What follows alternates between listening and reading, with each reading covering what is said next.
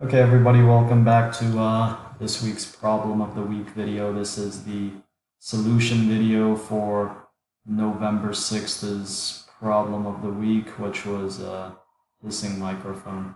So this is a pretty simple problem.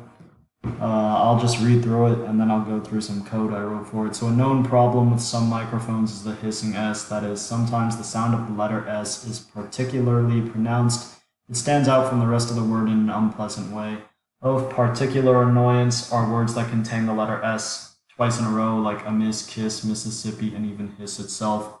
Input is a string on a line. The string is only lowercase letters and has between 1 and 30 characters. Output, a single line. If the string contains two consecutive occurrences of the letter S, then output hiss, otherwise output no hiss. So this is definitely one of the easier problems you'll see. There's only one line of input, the input is limited, and then you essentially have a binary output. So very simple input and output scheme here. I'll go through some code I wrote. Basically, actually, let me talk about this a little more. Basically, you just want to find if there's two S's in a row anywhere in the string. So I'll go through the code I wrote.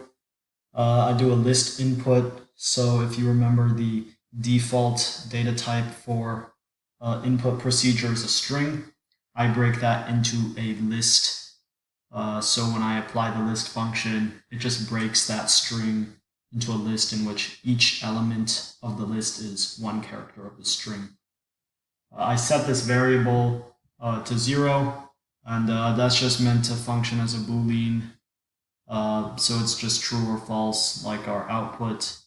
I could have written true or false. I usually go with 0 or 1, just because I think it would take more effort to write true or false.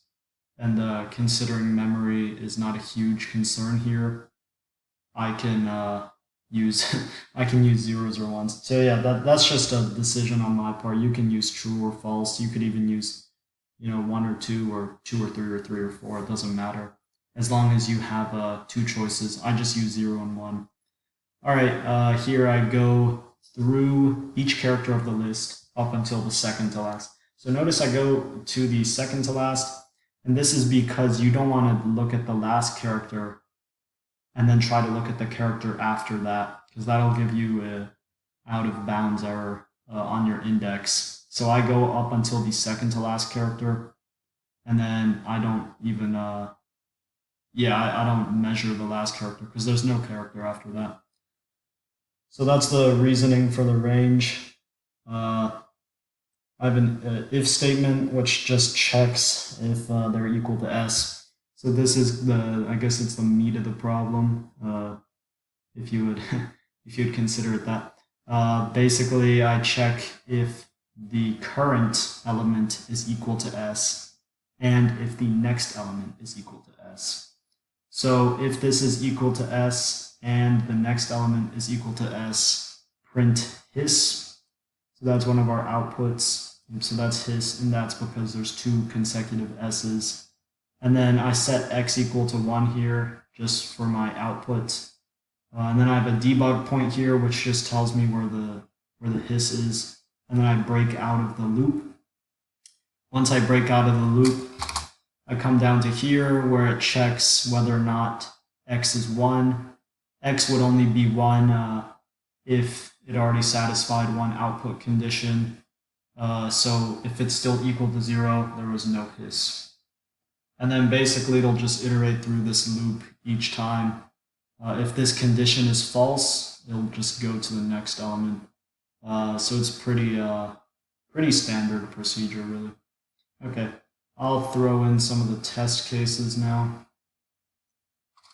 Right, so here amiss, there's your two S's. You get hiss, and then this tells you where the indexes are. So let's try one where the output is different. All right, here, octopuses. There's no hiss, so everything's working fine. I'll try one more. Right, and then you still have your debug point there. So obviously you want to comment this out before you submit it, and then that's all good.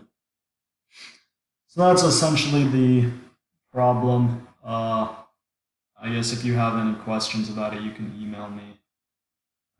That's it.